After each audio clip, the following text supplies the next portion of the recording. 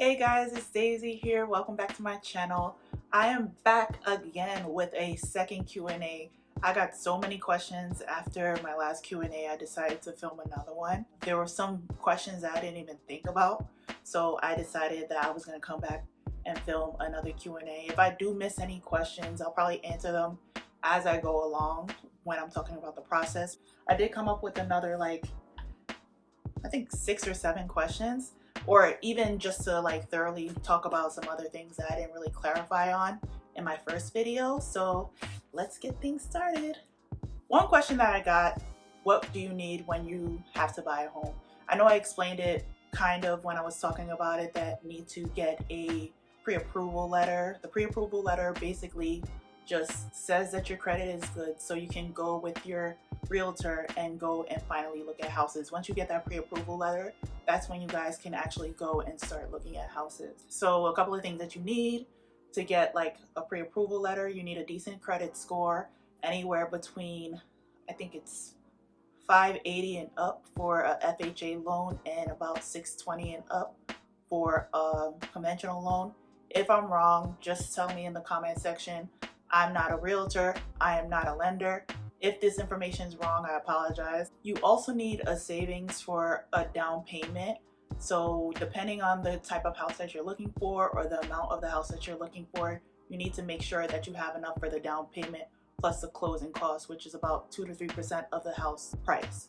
You also need a stable income. When I say a stable income, just a steady job, a job that you have a guaranteed paycheck. They want to make sure that you are a reliable buyer, or borrower I should say. So they want to put all those 3 things into factor. So it's usually your credit score, the amount in your account, usually that's how they determine how much they're going to give you, and then also having a stable job.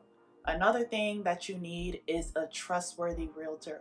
So my realtor, if you guys are looking in the Atlanta metro area, her name is Jazmine. She's really good. She helped me find my place. It was hard in this market, but she was definitely like a headhunter. She showed me a couple of properties. I showed her a couple of properties where it had garbage kitchens, and she was like, Daisy, no, you do not want to live there. So she helped me kind of keep focused, because some of the houses I was showing her, it was just because I was ready to move, and it wasn't because it was something that I really wanted. So I'm glad that she was on me, no sis, you want a nice house. You don't want just something just to live in. And another thing that I would say that you need before you start looking into buying a home, or going into buying a home, is to find a lender who is familiar with their situation. So as for me, I am a travel nurse. I've been a travel nurse for about 2.5 going on 3 years now. And usually most lenders, they want you to be in the same field for at least 2 years before they are willing to say that you are a reliable borrower. So for me, I was a travel nurse since 2019. So I'd already been a travel nurse for about 2 years before I started looking. And if I was a nurse, like a staff nurse, I would have to be a staff nurse for about 2 years in order for a lender to find me reliable. Now, back before, when travel nursing wasn't really a thing, it was really hard for travel nurses to get loans. So they usually would go with lenders who were familiar with the situation. So that's why in my last video I mentioned Loan Depot, because they were one company that were familiar with working with travel nurses. I know there's a couple of other ones like DHI Mortgage. I don't know, I ended up going with my builder's lender, and that's the one that I use. Like I said, you just kind of have to keep your lender in the loop whenever there's any changes, or whenever there's any changes with your bank account or your pay or your job, and try to stay with the same employer for at least 2 years. I definitely have been in the same industry for 2 years, but with travel nursing, you kind of chase the bag wherever it goes. Luckily for me, I was actually with the same company for 2 years prior to starting to look for a house. So I already had my pay stubs from that 2019, 2020, and 2021. So they were able to see that I was with the same company for a majority of the time. So now that we got that all cleared up, it's on to the questions. So the first question that I got was, what are the specs of your home? What are They want to know the tea. They want to know the juiciness. So the first question was, what are the specs of your house? I bought a 5-bedroom, 3-bathroom house. It's 2,500 square feet and it has a 2-car garage. I know, like, from New York, I had never even seen a house bigger than 1,600 square feet, and to think about a 2-car garage doesn't even sound feasible for the amount that I ended up paying, because I think that in New York we just have we don't have a lot of land, because it's city life. They kind of just build things on top of each other. However, though, going to the south, it's not like you're gonna get 5-bedroom, 3-bathroom house, 5,000 square feet with a guest house and a pool. No, it is less expensive to move to the south, but come on now. The housing market is definitely different, and just like inflation has happened in other states, it's happening everywhere, including in real estate. I definitely looked up with my house, but it's not like I bought this size house for $150,000. Like, no, it definitely wasn't a super expensive house, but it also wasn't dirt cheap either. I just had to be realistic. With my list, I definitely had to kind of take some things off, but I'll get into that a little later in the video. If you see me looking down, I'm looking at my notes. I have my iPad here that I wrote a couple of questions on it, so I didn't forget it. The next question that I have is the same question I think I answered earlier in this video, was how did you find a lender as a travel nurse? Like I said, I found a lender who was familiar with my situation, a lender who was used to working with travel nurses, going through my builder's lender, but the lender that was pre-approved for prior to that was familiar with working with a lot of travel nurses.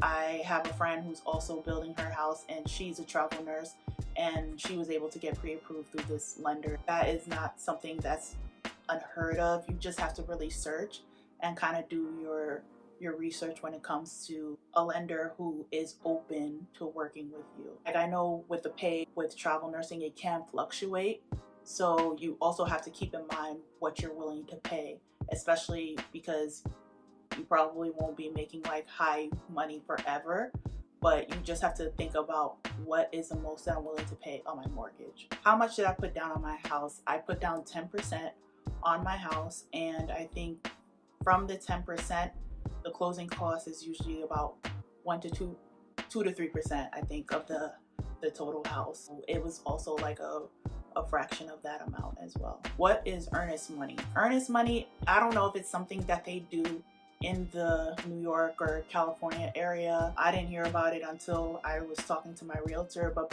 apparently it's basically what you would do with an apartment. It is a deposit. So it's if you want to compare it to an apartment, it's like a security deposit. It's just saying in good faith that you plan on moving forward with this purchase, and if you decide to back out, they'll keep that money. So for me, my earnest money was $2,500. Usually the amount that is the earnest money is somewhere between $1,000, and it could go as high as $10,000. Like I said, I'm not a realtor, so whatever I say in this video, this is my personal experience. This is not professional.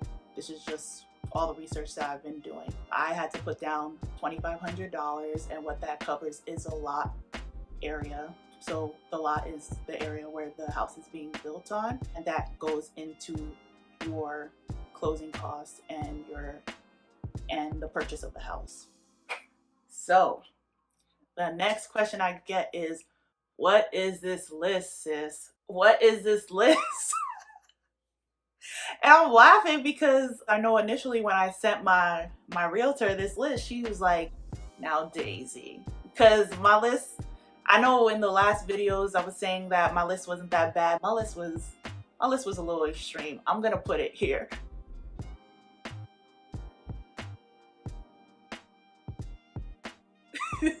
So as you can see, my list was a little extensive. I said I wanted floor to ceiling windows, I want a balcony, I wanted a pool. I wanted all of these things, and I didn't want to pay anything more than $300,000.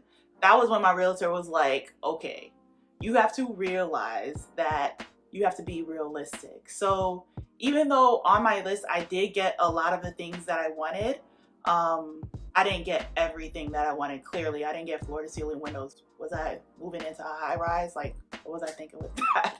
But you know, you just have to be realistic when it comes to what your list is going to be. I think a lot of the stuff on my list was okay, like me saying that I wanted bathroom and a bedroom on the ground floor, and me wanting stainless steel appliances. I feel like that's not an unrealistic thing to say.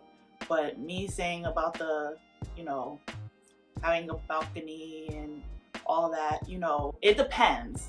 It depends.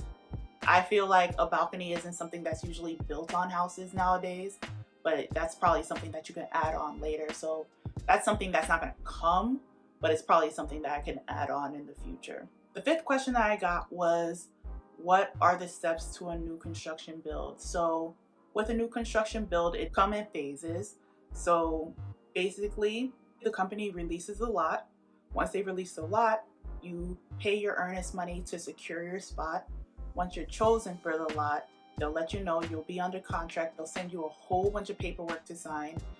You sign the paperwork, and from when you sign the paperwork to when things go, that's when they'll start like working on it. So they'll be on slab stage. Slab stage is basically, they've kind of like graded down the area where they're going to build your house. The next stage is the foundation. That's the concrete slab that they'll put on, and basically it'll be the foundation of your house. So that usually takes about a couple of weeks because they have to let it cure and dry and everything. And then the next stage is the framing stage, where they actually build like the framing of your house. Usually in this stage, they'll do the insulation, they'll start the electricity or the electrical circuits, and you know, kind of deal with the plumbing and the HVAC and all that. And then the next step would be the drywall. So I am basically up to the foundation and pre-drywall. So the pre-drywall is basically, once they put the drywall up, that's when they start doing the cosmetic things like the floor, putting in the toilets and the cabinets, and you know, basically letting all the finishing touches go from there. Right now, like I said, since I'm still in pre-drywall, I only know for a fact the beginning stages of it. Once I get to post drywall, then I can actually explain it better. I'm just waiting to do my pre-drywall inspection. It hasn't been that long since my last video. It's been like a few days. Well, you guys are going to be seeing this in the next couple of days, so it hasn't been that long. If you guys have any other questions, just let me know. This is fun to film. I like telling you guys all these things because it's fun. And I mean, hang tight for these videos, but just keep an eye out for my labor and delivery videos because those are going to come soon too. Yeah, so until next time, guys, I'll talk to you later. Bye.